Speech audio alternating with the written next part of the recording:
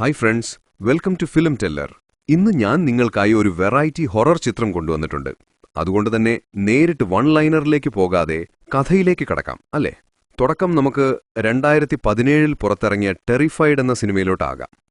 ശരി, നമുക്ക് കഥയിലേക്ക് പോകാം. സിനിമയുടെ ഓപ്പണിംഗ് സീനിൽ ഒരു സ്ത്രീയെ കാണിക്കുന്നു. അടുക്കളയിൽ ഭക്ഷണം പാകം ചെയ്യാൻ ഒരുങ്ങുമ്പോൾ പെട്ടെന്ന് അവർക്ക് അവരുടെ കിച്ചൺ സിങ്കിൽ നിന്ന് വിചിത്രമായ ഒരു ശബ്ദം കേൾക്കുന്നു. അവർക്കൊന്നും മനസ്സിലാകുന്നില്ല. അവർ ചെവി ചേർത്ത് കേൾക്കുന്നു. അത് കേട്ടതും അവൾ ഭയപ്പെടുന്നു. അപ്പോൾ അവിടേക്ക് അവളുടെ ഭർത്താവ് എത്തുന്നു. ഇദ്ദേഹമാണ് ചിത്രത്തിലെ നായകൻ. പേര് ജുവാൻ. ജുവാൻ വീട്ടിലെത്തി ഉടൻ തന്നെ അവളോട് ചോദിക്കുന്നു, എന്താ പാചകം ചെയ്തത്? ഇന്നെന്താ ഭക്ഷണം? അവൾ ഒന്നും പാചകം ചെയ്തിട്ടില്ലെന്നറിഞ്ഞപ്പോൾ, എന്താ പാചകം ചെയ്യാത്തത്? എന്തുപറ്റി എന്നവൻ ചോദിക്കുന്നു. അപ്പോൾ നമ്മുടെ വീട്ടിലെ സിങ്കിൽ നിന്ന് വിചിത്രമായ ശബ്ദങ്ങൾ കേൾക്കുന്നുണ്ടെന്ന് അവൾ പറയുന്നു. അവനും അവിടേക്ക് വന്ന് എന്ത് ശബ്ദമാണെന്ന് നോക്കുന്നു. പക്ഷെ അവൻ ഒരു ശബ്ദവും കേൾക്കുന്നില്ല. ഉടൻ നായകന്റെ ഭാര്യ പറയുന്നു, ശരിക്കും ഞാനൊരു ശബ്ദം കേട്ടു. ആരോ നിന്നെ ഞാൻ കൊല്ലാൻ പോകുന്നു എന്ന് പറയുന്നത് പോലെ ഞാൻ ശരിക്കും കേട്ടതാ. എനിക്ക് പേടിയാവുന്നു എന്നവൾ പറയുന്നു. ഉടൻ നായകൻ പറയുന്നു, നോക്കൂ, ഏടിക്കണ്ട, അത് തീർച്ചയായും അടുത്ത വീട്ടിൽ നിന്നും വല്ലതും ആയിരിക്കും. അവരെന്തെങ്കിലും പറഞ്ഞതാവും. കാരണം എല്ലാ സിങ്കുകളും ഒരേ പൈപ്പിലല്ലേ ഘടിപ്പിച്ചിരിക്കുന്നത്.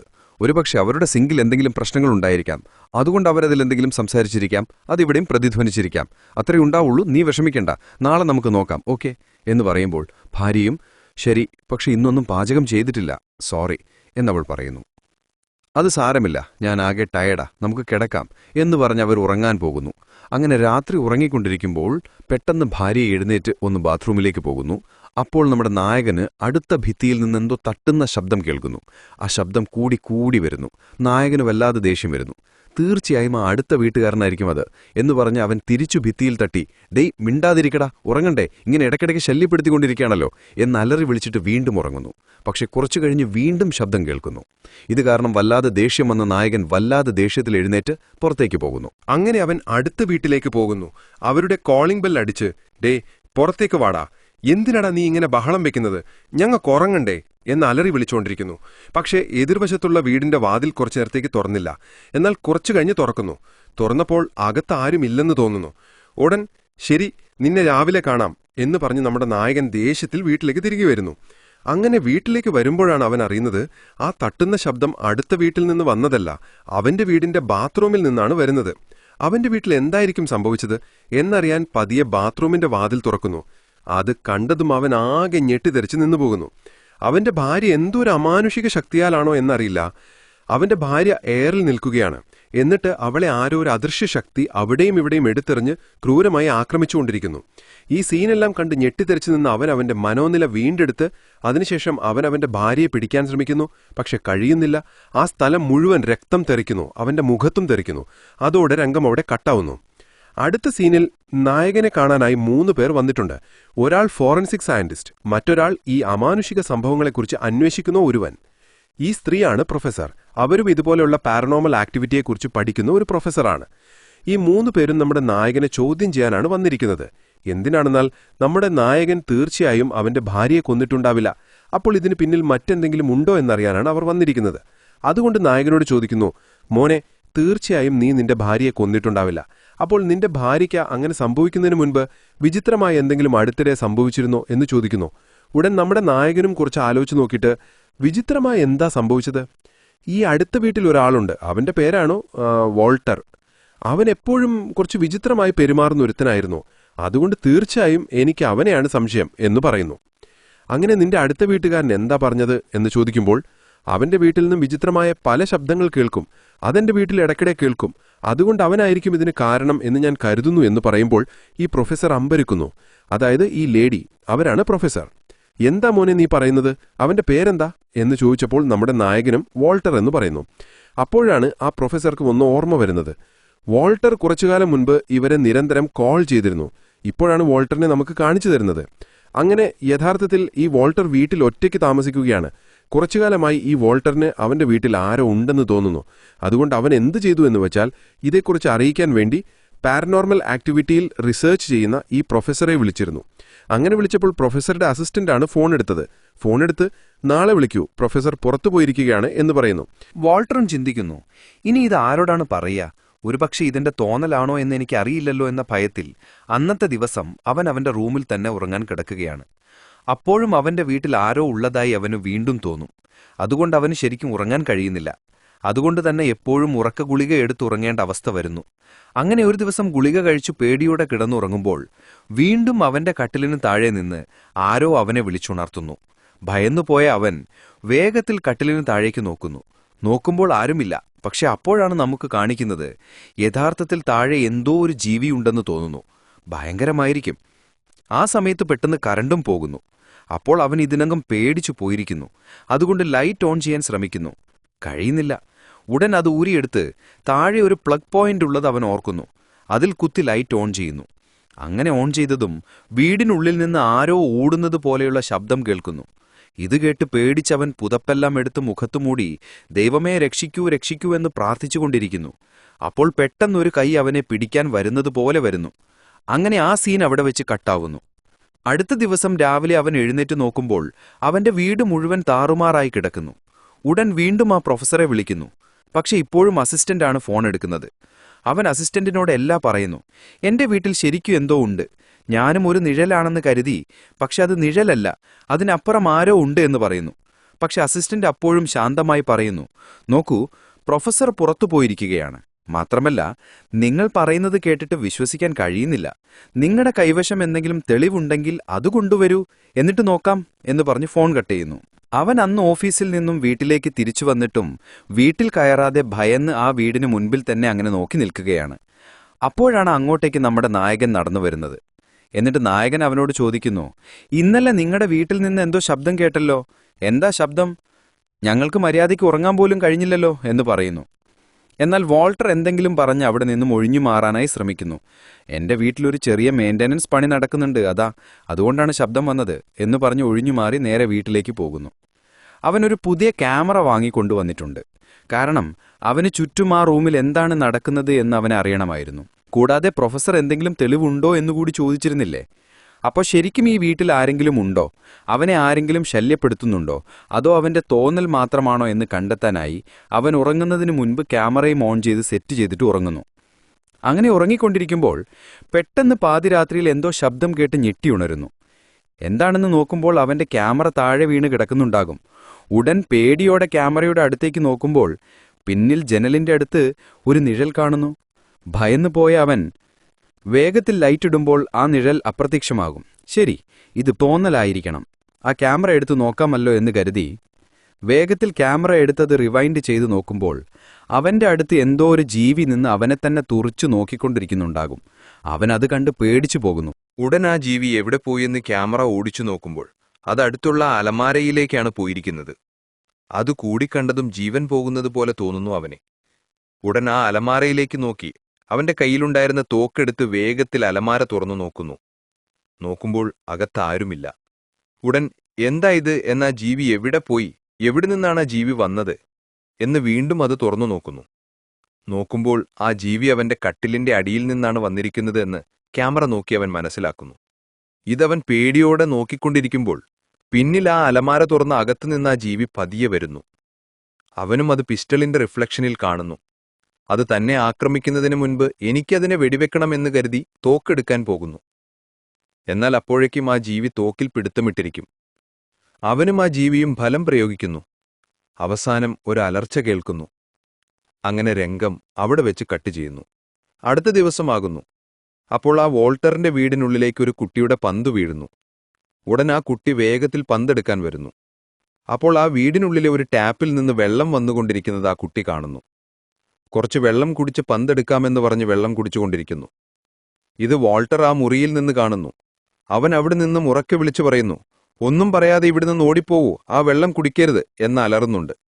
അത് കണ്ട് കുട്ടി ഭയത്തോടെ പതിയെ പിന്നോട്ട് റോഡിലേക്ക് വരുമ്പോൾ പെട്ടെന്നൊരു ബസ് ആ കുട്ടിയുടെ മേലേക്ക് ഇടിച്ചു കയറുന്നു. ഈ ശബ്ദം അടുത്തുള്ള നമ്മുടെ നായകന്റെ വീട്ടിലേക്കും കേൾക്കുന്നു. അങ്ങനെ നമ്മുടെ നായകനും വേഗത്തിൽ പുറത്തേക്ക് വന്ന് നോക്കുമ്പോൾ ആ കുട്ടി ബസ്സിടിച്ച് മരണപ്പെട്ടിരിക്കുന്ന സീനാണ് കാണുന്നത്. ആ ആക്സിഡന്റിൽ അവിടെ റോഡിലാകെ കുറെ രക്തം പടർന്നിരുന്നു. പോലീസും ഫയർഫോഴ്സും എല്ലാം വന്ന് ആ റോഡ് ക്ലീൻ ചെയ്തുകൊണ്ടിരിക്കുകയായിരുന്നു. ആ കുട്ടി മറ്റാരുമായിരുന്നില്ല, ഇവരുടെ അയൽവാസിയുടെ കുട്ടിയായിരുന്നു. അങ്ങനെ തന്റെ കുട്ടി മരിച്ചുപോയല്ലോ എന്ന വിഷമത്തിൽ ആ അമ്മ വളരെ ദുഃഖിതയായി ഒരു മെന്റൽ ഡിപ്രഷനിലേക്ക് വീണുപോകുന്നു. അങ്ങനെ അവസാനം ശവസംസ്കാര ചടങ്ങുകളെല്ലാം കഴിഞ്ഞുവന്ന നമ്മുടെ നായകൻ ഈ വോൾട്ടറിന്റെ വീട്ടിലേക്ക് നോക്കുന്നു. വോൾട്ടർ ആ വീട്ടിൽ നിന്ന് പുറത്തേക്ക് ഇറങ്ങിയിട്ടേയില്ല. വളരെ നാളുകളായി അവൻ വീടിനുള്ളിൽ തന്നെയാണ് കഴിയുന്നത്. എന്തുകൊണ്ടാണ് അവൻ അങ്ങനെ കഴിയുന്നത്? അടുത്തൊരു കുട്ടി മരണപ്പെട്ടിട്ടും അതിനെപ്പോലും ഇവൻ കാണാൻ വന്നില്ലല്ലോ.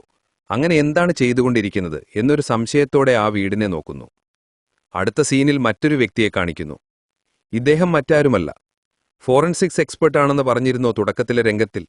നമ്മുടെ നായകനെ ചോദ്യം ചെയ്തുകൊണ്ടിരിക്കുന്നവരിൽ ഒരാളാണ് ഇദ്ദേഹം. അങ്ങനെ പോലീസിൽ നിന്ന് അദ്ദേഹത്തിനൊരു കോൾ വരുന്നു. ഇങ്ങനെയൊരു ദുരൂഹമായ കേസുണ്ട്, അത് പോയി ഒന്ന് നോക്കണം. അങ്ങനെ ഇദ്ദേഹവും പോകുന്നു. അങ്ങനെ ആ പോലീസും ആ ഓഫീസറും അദ്ദേഹവും വീട്ടിലെത്തുന്നു. അപ്പോൾ ഏത് കേസാണ് അന്വേഷിക്കാൻ പോകുന്നതെന്ന് വെച്ചാൽ, ഇപ്പോൾ ഒരു കുട്ടി ആക്സിഡന്റായി മരിച്ചിരുന്നില്ലേ, അവന്റെ വീട്ടിലാണ്. അതായത് അവന്റെ അമ്മ മെന്റൽ ഡിപ്രഷനിലേക്ക് പോയിരുന്നു. അതുകൊണ്ട് അവർക്ക് ധാരാളം തോന്നലുകൾ കണ്ടു തുടങ്ങുന്നുണ്ടാകും. അവൾ എന്താണ് പറയുന്നതെന്ന് വെച്ചാൽ, ഇങ്ങനെ പുറത്തെന്റെ മോന്റെ കാൽപ്പാടുകൾ കാണുന്നുണ്ട്, അതുകൂടാതെ ധാരാളം ശബ്ദം കേൾക്കുന്നുണ്ട് എന്നൊക്കെ പരാതിപ്പെട്ടിട്ടുണ്ട്. അങ്ങനെ അത് അന്വേഷിക്കാനാണ് ഇവരും വന്നിരിക്കുന്നത്. ഇവരെന്താണ് ചിന്തിക്കുന്നതെന്ന് വെച്ചാൽ, ഈ അമ്മയ്ക്ക് അവരുടെ മകന്റെ പെട്ടെന്നുള്ള മരണം അംഗീകരിക്കാൻ കഴിയുന്നില്ല. അതുകൊണ്ടാണ് ഇങ്ങനെ സങ്കല്പിച്ചുകൊണ്ടിരിക്കുന്നത്. ഇതിനെക്കുറിച്ച് പറയുകയാണെങ്കിൽ അത് അംഗീകരിക്കാൻ കഴിയാത്തതുകൊണ്ടാണോ അവർ അവരുടെ മകന്റെ മൃതദേഹം കുഴിച്ചെടുത്ത് ഇപ്പോൾ വീടിനുള്ളിൽ വെച്ചിരിക്കുന്നത്? അതൊരു വിചിത്രമായ പ്രവൃത്തിയാണ്. ഇത് കണ്ട് അവർ രണ്ടുപേരും ഞെട്ടുന്നുണ്ട് എന്ന് പറയുമ്പോഴാണ് നമുക്ക് കാണിക്കുന്നത് ആ വീടിനുള്ളിലാണ് ആ ചെറിയ കുട്ടിയുടെ മൃതദേഹവുമുള്ളത്. മൃതദേഹം ഒരു കസേരയിൽ ഇരുത്തിയേക്കുകയാണ്. അങ്ങനെ ഇതേക്കുറിച്ച് ഈ പോലീസും ആ ഓഫീസറും സംസാരിച്ചുകൊണ്ടിരിക്കുമ്പോൾ പെട്ടെന്ന് അവിടെയിരുന്ന പന്ത് താഴെ വീണ് ഉരുണ്ടുപോകുന്നു. അങ്ങനെ ഇവർ പെട്ടെന്ന് പേടിച്ചു പോകുന്നു. കാരണം ആ പന്ത് ആ മൃതദേഹത്തിന്റെ അടുത്തായിരുന്നു, അതായത് ആ ചെറിയ കുട്ടിയുടെ മൃതദേഹത്തിന്റെ അടുത്ത്. അങ്ങനെ അവർ ഞെട്ടിപ്പോകുന്നു. എന്താ ഇത്? ഒരുപക്ഷെ ഇതെല്ലാം ശരിയായിരിക്കുമോ എന്ന് പേടിച്ച് പതിയെ അടുത്തുവന്ന് നോക്കിയിട്ട് ഈ ഓഫീസർ പറയുന്നത്, ഇങ്ങനെയുള്ള കേസുകൾ നമ്മൾ രേഖപ്പെടുത്താതെ വേഗത്തിൽ ഈ കേസ് അവസാനിപ്പിക്കാൻ സീനിയർ ഓഫീസറിൽ നിന്ന് ഉത്തരവ് വന്നിട്ടുണ്ട്. കാരണം ഈ ലേഡി സീനിയർ ഓഫീസറുടെ മുൻ ഭാര്യയാണ്. അതുകൊണ്ട് വേഗത്തിൽ ഈ കേസ് അവസാനിപ്പിക്കണം എന്നൊക്കെ ഇരുവരും സംസാരിക്കുന്നു. അതുകൂടാതെ ഓഫീസർ പറയുന്നത്, അങ്ങനെ നമ്മൾ കേസ് അവസാനിപ്പിച്ചാൽ മാത്രമേ ഈ അമ്മ മാനസികാശുപത്രിയിൽ പോകാതെ ഇരിക്കുകയുള്ളൂ, അല്ലെങ്കിൽ അവരെ മാനസികാശുപത്രിയിലേക്ക് അയക്കും. അതുകൊണ്ട് നീ എന്താണ് ചെയ്യുന്നതെന്ന് വെച്ചാൽ ആ അമ്മയ്ക്ക് എന്തെങ്കിലും ടാബ്ലറ്റ് കൊടുക്കൂ, അപ്പോഴേ കുറച്ചൊക്കെ റിലാക്സ് ആയിരിക്കുള്ളൂ, അവൾ കുറച്ചുനേരം ഉറങ്ങട്ടെ എന്ന് പറഞ്ഞ് ഇദ്ദേഹം അങ്ങനെ പുറത്തേക്ക് വന്ന് അവിടെയെല്ലാം നിരീക്ഷിക്കുകയാണ്. അപ്പോഴാണ് എതിർവശത്തുള്ള ആ വോൾട്ടറിന്റെ വീട്ടിന് മുൻപിൽ നിന്ന് ഒരു ലേഡി കുറച്ച് ഫോട്ടോസ് എടുക്കുന്നത് കാണുന്നത്. അതെന്താ എന്ന് നോക്കാനായി ഈ ഓഫീസർ അങ്ങോട്ട് ചെന്ന് അവരോട് സംസാരിക്കുന്നു. അത് വേറെ ആരുമല്ലായിരുന്നു, വോൾട്ടർ ഹെൽപ്പ് ചോദിച്ച് നിരന്തരം വിളിച്ചുകൊണ്ടിരുന്നില്ലേ ഒരു പ്രൊഫസറിനെ, ആ നിൽക്കുന്ന ലേഡിയാണ് ആ പ്രൊഫസർ. ആ വോൾട്ടറിൽ നിന്ന് കാര്യങ്ങൾ അന്വേഷിക്കാൻ വേണ്ടിയാണ് അവർ വന്നിരിക്കുന്നത്. അങ്ങനെ ഫോട്ടോ എടുക്കുന്നത് കണ്ട ആ ഓഫീസർ എന്തിനാണ് എന്ന് അന്വേഷിക്കുമ്പോൾ അവരും പറയുന്നു, ഇങ്ങനെ ഈ സ്ഥലത്ത് ധാരാളം പാരാനോർമൽ ആക്ടിവിറ്റി നടന്നിട്ടുണ്ട്, എന്റെ ക്ലയന്റായ വോൾട്ടറാണ് ഈ വീട്ടിൽ ഉണ്ടായിരുന്നത്, അങ്ങനെ അതിനെക്കുറിച്ച് അന്വേഷിക്കാനാണ് ഞാൻ വന്നിരിക്കുന്നത് എന്ന് പറയുമ്പോൾ ഈ ഓഫീസറും, അങ്ങനെയാണോ, ഞാനും ഒരു വിചിത്രമായ കേസ് അന്വേഷിക്കുകയാണ്, അങ്ങനെ നിങ്ങൾ പ്രൊഫസറാണെന്നും മറ്റും പറഞ്ഞല്ലോ, അതുകൊണ്ട് എന്റെ കേസ് നിങ്ങളുടെ അടുത്ത് ഡീൽ ചെയ്യാമെന്ന് കരുതുന്നു, ഒന്ന് വരൂ എന്ന് പറഞ്ഞ് അവളെ ഈ വീട്ടിലേക്ക് കൂട്ടിക്കൊണ്ടുവന്ന് ഈ അമ്മയുടെ കേസിനെക്കുറിച്ച് വിശദീകരിച്ചുകൊണ്ടിരിക്കുകയാണ്. അതായത് ഈ അമ്മ മാനസികമായി വളരെ കുഴപ്പത്തിലാണ്. അവരുടെ മകന്റെ മൃതദേഹം കുഴിച്ചെടുത്ത് ഇപ്പോൾ റൂമിൽ വെച്ചിരിക്കുകയാണ്. എന്തുകൊണ്ട്, എങ്ങനെ എന്നൊന്നും അറിയില്ല, പക്ഷേ എന്റെ 15 വർഷത്തെ അനുഭവത്തിൽ ഇങ്ങനൊരു വ്യക്തിയെ ഞാൻ കണ്ടിട്ടില്ല എന്ന് ഓഫീസർ പറയുന്നു. എന്റെ സേവനകാലത്ത് ധാരാളം അമാനുഷിക പ്രവർത്തനങ്ങളെല്ലാം കണ്ടിട്ടുണ്ട്, പക്ഷേ ഇത് വളരെ മോശമാണ് എന്ന് ആ ലേഡി പ്രൊഫസറും അതുതന്നെയാണ് പറയുന്നത്. അതെ, തീർച്ചയായും ഈ പ്രദേശത്ത് അമാനുഷിക പ്രവർത്തനങ്ങൾ കൂടുതലാണ്. അങ്ങനെ എന്താണ് ഈ സ്ഥലത്തുള്ളതെന്നറിയില്ല. ശരിയാണ്, പക്ഷെ കണ്ടിട്ടും കാണാത്തതുപോലെ നമ്മൾ പോകണം, അതിലേക്ക് നമ്മൾ ഇറങ്ങിയാൽ നമ്മളും ഇതിൽ കുടുങ്ങും എന്ന് അവർ ആ വീട്ടിലിരുന്ന് സംസാരിച്ചുകൊണ്ടിരിക്കുന്നു. അപ്പോൾ ആ വീടിന് പുറത്ത് ഒരു ചെറിയ പയ്യൻ മതിലിലൂടെ കയറി അകത്തേക്ക് ചാടുന്നു. കാരണം അകത്തുണ്ടായിരുന്ന കളിപ്പാട്ടം എടുത്തുപോകാൻ വേണ്ടിയാണ് അവൻ വന്നിരിക്കുന്നത്. അങ്ങനെ പതിയെ പതിയെ അകത്തേക്ക് വരുമ്പോൾ ജനലിലൂടെ അവൻ ആ കാഴ്ച കാണുന്നു. അതാ കുട്ടിയുടെ മൃതദേഹമാണ്. അങ്ങനെ അതാ വീട്ടിൽ വെച്ചിരിക്കുകയാണല്ലോ. അങ്ങനെ ഇത് കണ്ട് അവൻ പേടിയോടെ നോക്കിക്കൊണ്ടിരിക്കുമ്പോൾ ആ മൃതദേഹം പെട്ടെന്ന് അവനെ നേരെ തിരിഞ്ഞു നോക്കുന്നു. അതേസമയം ഈ ഭാഗത്ത് ആ പ്രൊഫസർ അവർ ശേഖരിച്ച എല്ലാ വിവരങ്ങളും ഈ ഓഫീസർക്ക് കാണിച്ചുകൊണ്ടിരിക്കുകയാണ്. ആ വോൾട്ടറുടെ മുറിയിൽ ആരോ ഒരു ജീവി നിന്നിരുന്നല്ലോ, ആ ഫോട്ടോ അത് കാണിച്ച് ഈ പ്രദേശത്ത് ധാരാളം അമാനുഷിക പ്രവർത്തനങ്ങൾ നടന്നുകൊണ്ടിരിക്കുകയാണ് എന്ന് അവരും ഇത് കാണിച്ച് വിശദീകരിച്ചുകൊണ്ടിരിക്കുമ്പോൾ പെട്ടെന്ന് അലറുന്നതുപോലുള്ള ശബ്ദം കേൾക്കുന്നു. ഉടൻ പേടിച്ചു പോകുന്നു. എന്തായിരിക്കും എന്ന് പറഞ്ഞു വന്നു നോക്കുമ്പോൾ ആ മൃതദേഹത്തിന്റെ അടുത്ത് ഒരു ബാഗുണ്ട്. അങ്ങനെ തീർച്ചയായും ആരോ വന്നിത് കണ്ടിട്ട് പോയിരിക്കുന്നു. ഇത് പുറത്തറിഞ്ഞാൽ വലിയ പ്രശ്നമാകും എന്ന് പറഞ്ഞ് ആ ചെറിയ കുട്ടിയുടെ മൃതദേഹമെടുത്ത് പുറത്തുള്ള ഒരു ഫ്രീസറിനുള്ളിലിടുന്നു. എന്നാൽ ഇതെല്ലാം ആ ചെറിയ പയ്യൻ മതിലിന് മുകളിൽ നിന്ന് വീഡിയോ റെക്കോർഡ് ചെയ്തുകൊണ്ടിരിക്കുകയാണ്. കുറച്ചു കഴിഞ്ഞ് ഈ ഓഫീസർ എന്താണ് ചെയ്യുന്നതെന്ന് വെച്ചാൽ ആ പോലീസുകാരനെ വിളിച്ച്, നോക്കൂ, ആ അമ്മ ഉറങ്ങിക്കൊണ്ടിരിക്കുകയാണ്. ഈ സമയം നമ്മൾ ആ മൃതദേഹമെടുത്ത് എങ്ങനെയും നീക്കം ചെയ്യണം, എന്നാലേ അവർ സാധാരണ നിലയിലാകൂ എന്ന് തീരുമാനിച്ച് എന്തു ചെയ്യുന്നു എന്ന് വെച്ചാൽ ആ മൃതദേഹം എടുത്തു കുഴിച്ചിടാനായി 3 പേരും തയ്യാറെടുക്കുന്നു. അങ്ങനെ ആ പ്രൊഫസറും അവർക്കൊപ്പം കൂട്ടുനിൽക്കുന്നു.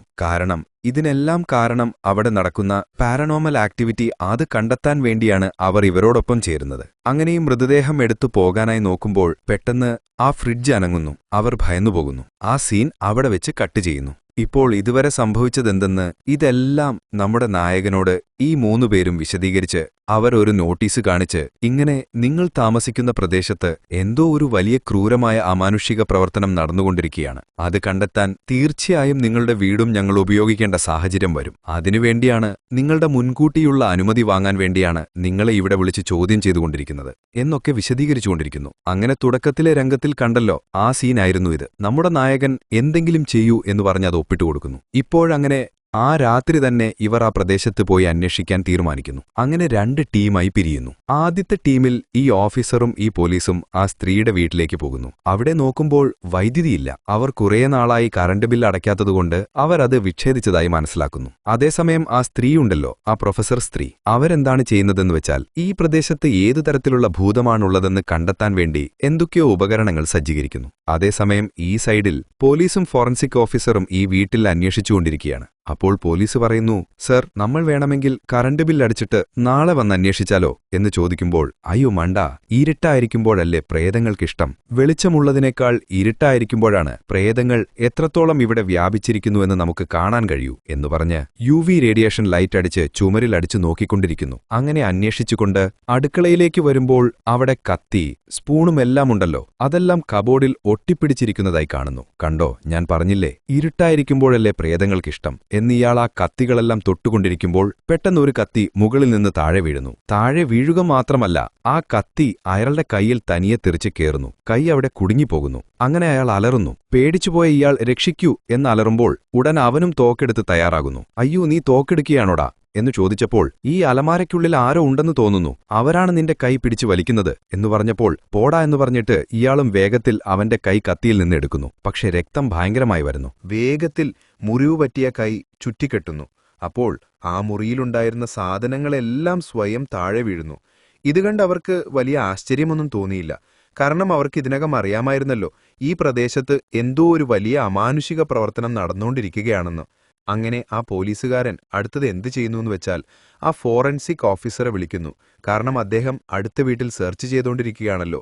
ഉടൻ ആ ഫോറൻസിക് ഓഫീസറെ വിളിച്ച്, ഇവിടെ എന്തെല്ലാമോ സംഭവിക്കുന്നുണ്ട്. നമ്മൾ വിചാരിച്ചതുപോലെ ഇവിടെ സാധാരണ കാര്യങ്ങളല്ല, അതിനും അപ്പുറമാണ് കാര്യങ്ങൾ. എനിക്കിവിടെ കാണുന്നതൊന്നും വിശ്വസിക്കാൻ കഴിയുന്നില്ല. പേടിയാകുന്നു. അതുകൂടാതെ എന്റെ ഹൃദയത്തിന്റെ അവസ്ഥയും മോശമാണ്.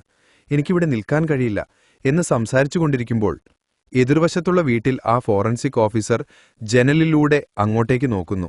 അപ്പോൾ അവിടെ ആരോ നിൽക്കുന്നത് പോലെ തോന്നുന്നു. ഉടൻ സൈഡിൽ നിന്ന് നോക്കുമ്പോൾ ആരുമുണ്ടാകില്ല. കണ്ണാടിയിലൂടെ നോക്കുമ്പോൾ വീണ്ടും ആരോ നിൽക്കുന്നതായി കാണുന്നു. സൈഡിൽ നിന്ന് നോക്കുമ്പോൾ കാണുന്നില്ല. അദ്ദേഹം അങ്ങനെ മാറ്റി മാറ്റി നോക്കിക്കൊണ്ടിരിക്കുമ്പോൾ പെട്ടെന്ന് ഇയാളുടെ മുന്നിൽ വന്ന് ആ രൂപം വന്ന് നിൽക്കുന്നു. അങ്ങനെ അയാൾ പേടിച്ച് തണുത്തുറഞ്ഞു പോകുന്നു. ആ കോളും കട്ടാവുന്നു. അപ്പോൾ ആ പ്രൊഫസറെ കാണിക്കുന്നു. അവർ ആ വീട്ടിൽ ഗവേഷണം ചെയ്തുകൊണ്ടിരിക്കുകയാണല്ലോ. അങ്ങനെ വീടുകൾ 3 പേരും സെപ്പറേറ്റായി സെർച്ച് ചെയ്യുകയാണ്. ആ പോലീസുകാരനോടൊപ്പം മറ്റൊരാൾ വന്നിട്ടുണ്ട്. അങ്ങനെയിരിക്കെ ഈ പ്രൊഫസർ സ്ത്രീ എന്താണ് ചെയ്യുന്നതെന്ന് വെച്ചാൽ ആ വീട്ടിലെ മതിലിൽ ഒരു ചെറിയ വിള്ളൽ കാണുന്നു. ഇതെന്താ വിള്ളൽ? ഇതിനുള്ളിൽ നിന്നാണോ അതെല്ലാം വന്നിരിക്കുന്നത് എന്ന് ആലോചിച്ച് നിൽക്കുമ്പോൾ അടുത്ത വീട്ടിൽ ഇവിടെ ആ പോലീസുകാരൻ എന്താണ് ചെയ്യുന്നതെന്ന് വെച്ചാൽ അയാളോടൊപ്പം വന്ന ആ ഫോറൻസിക് ഓഫീസറോട്, അയ്യോ എനിക്ക് പേടിയാകുന്നു, നമുക്ക് വേഗത്തിൽ ഇവിടെ നിന്ന് പോകാം എന്ന് പറയുന്നു. എന്താ മോനെ, നീ ഇങ്ങനെ പേടിക്കല്ലേ, നോക്കൂ ഞാനെന്താ കണ്ടെത്തിയതെന്ന് പറഞ്ഞ അദ്ദേഹം എന്തോ കാണിക്കാൻ തുടങ്ങുന്നു. അതായത് കട്ടിലിന് താഴെ കാണിച്ച്, ഇവിടെ നിന്ന് നോക്കിയാൽ നിനക്കെന്തെങ്കിലും കാണുന്നുണ്ടോ? കാണുന്നില്ലല്ലോ. പക്ഷേ ഇവിടെ വന്ന് നോക്കൂ എന്ന് പറഞ്ഞ് മറ്റൊരു ആംഗിളിൽ നിന്ന് അതങ്ങനെ ഉയർത്തുന്നു. നോക്കുമ്പോൾ അതിനടിയിൽ ധാരാളം വിചിത്രമായ ജീവികൾ, അതായത് മനുഷ്യരെപ്പോലെ ഇരിക്കുന്നു. അവരെല്ലാം കട്ടിലിന്റെ അടിയിൽ ഒളിച്ചിരിക്കുന്നതായി കാണുന്നു. വെളിച്ചം പേടിച്ച് അടിയിൽ ഒളിച്ചിരിക്കുകയാണ്. അങ്ങനെ ഇത് കണ്ട ആ ഫോറൻസിക് ഓഫീസർ, കണ്ടോ, ഇത് എങ്ങനെയാണെന്ന് വെച്ചാൽ ഇത് മറ്റൊരു ഡയമെൻഷൻ പോലെയാണ്. അവിടെയുള്ള വെളിച്ചത്തിനും ഇരുട്ടിനും ഇവിടെ ബന്ധമുണ്ടായിരിക്കും. നിനക്ക് ഞാൻ പറഞ്ഞാൽ മനസ്സിലാകില്ല. ഇത് നമ്മളൊരു പെർസ്പെക്റ്റീവിലൂടെ നോക്കിയാൽ മാത്രമേ കാണാൻ കഴിയൂ എന്ന് പറഞ്ഞ് ആ കട്ടിലിന് താഴെ നോക്കുമ്പോൾ ആ ജീവിയെ കാണുന്നു. പേടിച്ചുപോയ അവൻ, അയ്യോ എന്താ ഇത് എന്ന് പറഞ്ഞ് വേഗത്തിൽ വീട്ടിൽ നിന്ന് പുറത്തിറങ്ങുന്നു. അങ്ങനെ പുറത്തിറങ്ങിയ അവൻ വേഗത്തിൽ ആദ്യം ആ മറ്റേ ഓഫീസറെ കണ്ടെത്തണമെന്ന് പറഞ്ഞ് അടുത്ത വീട്ടിലേക്ക് വന്ന് നോക്കുമ്പോൾ അയാളെ കുറേ വിളിച്ചു നോക്കുന്നു. പക്ഷെ അയാൾ പുറത്തു വരുന്നില്ല. ഉടൻ ഇവനും അകത്തേക്ക് പോയി നോക്കുമ്പോൾ ഒരു അലമാരയിൽ രക്തം കാണുന്നു. എന്താ ഇത്? അത് തുടച്ചു നോക്കുമ്പോൾ ഉള്ളിൽ എന്തോ ഒരു ജീവിയുള്ളതുപോലെ തോന്നും. പേടിച്ചു പോകുന്നു. ഉടൻ തോക്കെടുത്ത് അതിനെ കൊന്നുകളയാമെന്ന് പറഞ്ഞ് വാതിൽ തുറക്കുമ്പോൾ അതിനുള്ളിൽ അത് കാണാതാകുന്നു. അങ്ങനെ ഒരു പെർസ്പെക്റ്റീവിലൂടെ നോക്കിയാൽ മാത്രമേ അത് കാണൂ. ഇങ്ങനെയിരിക്കെ ഇപ്പോൾ ആ ലേഡി പ്രൊഫസറെ കാണിക്കുന്നു. അവർ ഒരു വിള്ളൽ കണ്ടെത്തിയിരുന്നല്ലോ. അതിലൂടെ നോക്കുമ്പോൾ പിന്നിൽ ഒരു മനുഷ്യൻ ഒളിച്ചിരിക്കുന്നത് പോലെ കാണുന്നു. അങ്ങനെ അത് മറ്റാരുമായിരുന്നില്ല, അത് വോൾട്ടറാണ്. കാണാതായവൻ ഇവിടെ ഒളിച്ചിരിക്കുകയാണെന്ന് തോന്നുന്നു. അയ്യോ, നിനക്കെന്താ പറ്റിയത് എന്ന് നോക്കിക്കൊണ്ടിരിക്കുമ്പോൾ തന്നെ കൃത്യമായി ആ സ്ഥലത്ത് നമ്മുടെ പോലീസുകാരനെത്തുന്നു. അയാൾ പറയുന്നു, അയ്യോ, ഇവിടെ നമ്മൾ വിചാരിച്ചതിനേക്കാൾ വലിയ കാര്യമാണ് നടക്കുന്നത്. എന്തോ ഡയമെൻഷൻ കടന്ന് എന്തൊക്കെയോ ജീവികൾ ഇവിടെ വന്നിട്ടുണ്ട്. പ്ലീസ് ഒന്ന് മനസ്സിലാക്കൂ എന്ന് പറയുമ്പോൾ ഈ സ്ത്രീയും, എനിക്ക് മനസ്സിലാവുന്നുണ്ട്, ഞാനും ഇതിലൊരു കാര്യം കണ്ടെത്തിയിട്ടുണ്ട്, വാ എന്ന് പറഞ്ഞ് പോലീസുകാരനെ അവിടെ ഇരുത്തി എല്ലാം വിശദീകരിക്കാൻ തുടങ്ങുന്നു. അതായത് വെള്ളം കാണിച്ച് വെള്ളത്തിലൂടെയാണ് ഈ പ്രേതരൂപങ്ങൾ വ്യാപിച്ചിരിക്കുന്നത്. അതായത് ഒരു ചെറിയ പയ്യൻ അപകടത്തിൽപ്പെടുന്നതിന് മുൻപ് ഈ വീട്ടിലെ വെള്ളം കുടിച്ചിട്ടാണ് അവിടെ നിന്ന് പേടിച്ചു പോയിരിക്കുന്നത്. അങ്ങനെ പോകുമ്പോഴാണ് വണ്ടി വന്ന് അവനെ ഇടിച്ചത്. അങ്ങനെ അവന്റെ രക്തം താഴെ ചിതറിക്കിടന്നത് വൃത്തിയാക്കുന്നവർ എന്താണ് ചെയ്തതെന്ന് വെച്ചാൽ അതങ്ങനെ അടുത്തുള്ള ഡ്രെയിനേജിലേക്ക് ഒഴുക്കിവിട്ടു. ആ രക്തമാണ് ആ വെള്ളത്തിൽ കലർന്നത്. അതുകൊണ്ടാണ് തുടക്കത്തിലെ രംഗത്തിൽ നായകന്റെ ഭാര്യ വീട്ടിലെ സിങ്കിൽ കഴുകുമ്പോൾ ശബ്ദം കേട്ടത്. കാരണം ആ ജീവി ഇങ്ങനെ വെള്ളത്തിലൂടെ വ്യാപിക്കും. ആ കുട്ടിയുടെ രക്തമല്ലേ ആ വെള്ളത്തിൽ കലർന്നിരുന്നത്, അതിലൂടെ അത് അവളുടെ വീട്ടിലേക്കും പോയി. അങ്ങനെയാണ് ഇതെല്ലായിടത്തും വ്യാപിച്ചുകൊണ്ടിരിക്കുന്നത്. ഇതുവരെ ഞാൻ ഇത്രയേ കണ്ടെത്തിയിട്ടുള്ളൂ എന്ന് പറഞ്ഞുകൊണ്ടിരിക്കുമ്പോൾ പെട്ടെന്ന് ഒരു ജീവി ഈ സ്ത്രീയുടെ തല പിടിച്ചടിച്ച് അങ്ങനെ അകത്തേക്ക് വലിച്ചെടുക്കുന്നു. ഇത് കാണാൻ ഭയങ്കരമായിരിക്കും. എന്നാൽ നേരിട്ട് നോക്കിക്കൊണ്ടിരുന്ന ആ പോലീസുകാരന് എങ്ങനെ തോന്നിയിട്ടുണ്ടാകും? പേടിച്ച് ഹൃദയം പിടിച്ച് അങ്ങേര് താഴെ വീഴുന്നു. കാരണം അയാൾക്ക് പെട്ടെന്ന് ഹൃദയാഘാതം വരും. അങ്ങനെ അവൻ നെഞ്ചു പിടിച്ച് താഴെ വീണുകൊണ്ടിരിക്കുമ്പോൾ അവന്റെ അടുത്തൊരു ജീവി വരുന്നു. അതേസമയം ഈ ഭാഗത്ത് ആ ഫോറൻസിക് ഓഫീസർ നോക്കിയാൽ അദ്ദേഹം നോക്കുമ്പോൾ ക്യാമറ വെച്ച് ഇതിന് വ്യക്തമായ തെളിവെടുക്കാൻ ശ്രമിച്ചുകൊണ്ടിരിക്കുകയാണ്. അപ്പോൾ അദ്ദേഹത്തിന്റെ പിന്നിലുള്ള അലമാര സ്വയം തുറക്കുന്നു. അടുത്ത സീനിൽ ആ ഭാഗത്ത് ഈ പോലീസുകാരനെ കാണിക്കുന്നു. അവരിപ്പോ കുറച്ചൊക്കെ ഭേദമായി, ചെസ്റ്റ് പെയിനൊക്കെയായി. അങ്ങനെ പതിയെ പതിയെ എഴുന്നേറ്റ് നോക്കുമ്പോൾ എല്ലാ മേശകളും അവിടെയും ഇവിടെയും അനങ്ങിക്കൊണ്ടിരിക്കുന്നുണ്ടാകും. അങ്ങനെ ഭയം അതിന്റെ ഉച്ചസ്ഥായിലായിരിക്കുമ്പോൾ ആ സ്ഥലത്ത് ഒരാൾ വരുന്നു. അങ്ങനെ വന്നിരിക്കുന്നത് മറ്റാരുമല്ല, ആ കുട്ടിയുടെ അമ്മയാണ്. അവരാ പോലീസുകാരനെ നോക്കി, എനിക്കറിയാം, നീയാണ് എൻ്റെ മോനെ കൊന്നത്. എൻ്റെ മോനെ ഒരു ഫ്രീസറിനുള്ളിൽ അടച്ചുവെച്ച് കൊന്നത് നീയാണ് എന്ന് അലറാൻ തുടങ്ങുന്നു. അവനൊന്നും മനസ്സിലാവുന്നില്ല. ആ മൃതദേഹം എടുത്ത് ഫ്രീസറിനുള്ളിൽ വെക്കുന്നത് അവർ കണ്ടിരിക്കും, അത്രയുള്ളൂ. ഇവിടെ നോക്കൂ, എനിക്കും അതിനും യാതൊരു ബന്ധവുമില്ല. എന്നെ മനസ്സിലാക്കൂ, എന്നെ ഒന്നും ചെയ്യരുത് എന്ന് പറയുന്നു. അവരെ സ്ത്രീ നോക്കുമ്പോൾ കുറച്ചൊക്കെ നല്ലവരാണെന്ന് തോന്നുന്നു. അതുകൊണ്ട് ശരി, വാ, ഞാൻ നിന്നെ ഇവിടെ നിന്ന് കൂട്ടിക്കൊണ്ടുപോകാം എന്നവൾ പറഞ്ഞ് ആ പോലീസുകാരനെ കൂട്ടി അവിടെ നിന്ന് നടന്നു നീങ്ങുന്നു. പറഞ്ഞപ്പോ നല്ല കാര്യം, രക്ഷപ്പെടാൻ പോവുകയാണല്ലോണ എന്ന് പറഞ്ഞ് വേഗത്തിൽ അവരുടെ കാറിൽ കയറാൻ പോകുന്നു. പക്ഷേ അവരുടെ കാറിന് മുന്നിൽ ആ കുട്ടിയുടെ മൃതദേഹം ഇരിക്കുന്നു. അങ്ങനെ വീണ്ടും കുഴിച്ചെടുത്ത് കൊണ്ടുവന്നിട്ടുണ്ടെന്ന് തോന്നുന്നു. അയ്യോ, ഞാൻ എൻ്റെ കാറിൽ തന്നെ വന്നോളാം എന്ന് പറഞ്ഞ് വേഗത്തിൽ അവന്റെ കാറിൽ കയറി അവിടെ നിന്ന് പുറപ്പെടാൻ തയ്യാറാകുന്നു. ആ സമയം ആ സ്ഥലത്ത് ആ പ്രൊഫസർ സ്ത്രീ തലകീഴായി വരുന്നു. ആ രംഗങ്ങളെല്ലാം ഭയങ്കരമായിരുന്നു. അത് കണ്ട ഉടൻ നമ്മുടെ പോലീസുകാരൻ അലറി വിളിച്ച് അവിടെ നിന്ന് കാറെടുത്ത് ഓടിച്ചു പോകുന്നു. കുറച്ചു ദൂരം പോയ അവൻ കാർ അവിടെ നിർത്തിയൊന്ന് ആലോചിക്കുന്നു. ഇല്ല, ഇതിവിടെ ഇങ്ങനെ ഉപേക്ഷിച്ചു പോയാൽ ധാരാളം പ്രശ്നങ്ങൾ വരും. അതുകൊണ്ട് നമ്മൾ തന്നെ ഇത് അവസാനിപ്പിക്കണമെന്ന് തീരുമാനിച്ച് വീണ്ടും ആ വീട്ടിലേക്ക് തന്നെ പോകുന്നു. അങ്ങനെ വീട്ടിലേക്ക് പോയ അവൻ കാർ ഡിക്കിയിലുണ്ടായിരുന്ന പെട്രോൾ ക്യാനുകളെല്ലാം എടുത്ത് അകത്തേക്ക് പോകുന്നു. അങ്ങനെ വീടിനുള്ളിൽ പോയ അവൻ വേഗത്തിൽ എല്ലാ ഭാഗത്തും പെട്രോൾ ഒഴിക്കുമ്പോൾ തന്നെ അവൻ പറയുന്നുണ്ട്, ഈ വീട് ഒരു ശപിക്കപ്പെട്ട വീടാണ്, ഇനി ഇത് നിലനിൽക്കരുത്, ആരും ഇവിടെ വന്ന് താമസിക്കരുത് എന്ന് പറഞ്ഞുകൊണ്ട് ഓരോ ഭാഗത്തും പെട്രോൾ ഒഴിച്ചുകൊണ്ടിരിക്കുന്നു. അപ്പോഴാണ് അവൻ വീടിനുള്ളിലേക്ക് നോക്കുന്നത്. ആ സ്ത്രീയുണ്ടല്ലോ, ആ മരിച്ചുപോയ കുട്ടിയുടെ അമ്മ അയാളെ സഹായിക്കാനായി വന്ന സ്ത്രീ തന്നെ. അവർ ആത്മഹത്യ ചെയ്തിരിക്കുന്നു. അങ്ങനെ ഇത് കണ്ട് അവന് വല്ലാതെ വിഷമാകുന്നു. ശരി, ഇനി ഈ ഗതി ആർക്കും വരരുത് എന്ന് പറഞ്ഞ് എല്ലാ ഭാഗത്തും ആ പെട്രോൾ ഒഴിച്ച് തീപ്പെട്ടി കൊണ്ട് കത്തിക്കുന്നു. പക്ഷേ കത്തിക്കുമ്പോൾ ആ തീ പെട്ടെന്ന് തന്നെ അണഞ്ഞു പോകുന്നു. അവനൊന്നും മനസ്സിലാകുന്നില്ല. അപ്പോഴാണ് കുറച്ച് പിന്നോട്ട് വന്ന് നോക്കുമ്പോൾ ആ ഫോറൻസിക് ഓഫീസർ ഉണ്ടല്ലോ, അദ്ദേഹവും മരിച്ചുപോയിരിക്കുന്നു. അദ്ദേഹമാണ് അവന്റെ കയ്യിലുള്ള ആ തീ കത്തുമ്പോൾ തന്നെ ഊതി കിടത്തിക്കൊണ്ടിരിക്കുന്നത്. അയ്യോ എന്ന് പറഞ്ഞ് താഴെ വീണ് അവിടെ നിന്നും ഇഴഞ്ഞിഴഞ്ഞു പോകുന്നു. അദ്ദേഹവും ഇവനെ ആക്രമിക്കാൻ വരുന്നു. ഉടൻ ഇവൻ ബുദ്ധിപരമായി ആലോചിച്ച ആ തോക്കെടുത്ത് ആ ലൈറ്ററിലേക്ക് വെടിവെച്ചപ്പോൾ തീ ആളിക്കത്തിത്തു കത്താൻ തുടങ്ങുന്നു. അങ്ങനെ കുറച്ചു നേരത്തിനുള്ളിൽ ആ സ്ഥലം മുഴുവൻ കത്തുന്നു. അങ്ങനെ രംഗം കട്ടാകുന്നു. ഇപ്പോൾ അവസാനം വീണ്ടും നമ്മുടെ നായകനെ കാണിക്കുന്നു. 5 വർഷത്തിനു ശേഷമുള്ള സീനാണ് കാണിക്കുന്നത്. അങ്ങനെ യഥാർത്ഥത്തിൽ ഈ സിനിമയ്ക്ക് നായകൻ എന്നൊന്നുമില്ല. എങ്കിലും എല്ലാവരെയും പേര് പറഞ്ഞു വിളിച്ചാൽ നിങ്ങൾക്ക് ആശയക്കുഴപ്പമുണ്ടാകുമെന്നതുകൊണ്ടാണ് അങ്ങനെ ഇദ്ദേഹത്തെ നമ്മൾ നായകനാക്കിയെന്ന് വെച്ചു എന്നേയുള്ളൂ. അങ്ങനെ കുറച്ച് പുതിയ ഓഫീസേഴ്സ് നായകനെ വീണ്ടും ചോദ്യം ചെയ്യാൻ വിളിച്ചുകൊണ്ട് വന്നിരിക്കുന്നു. ആ ഓഫീസേഴ്സ് കുറച്ച് ഫോട്ടോസ് അവന് മുൻപിൽ നിരത്തിവെക്കുന്നു.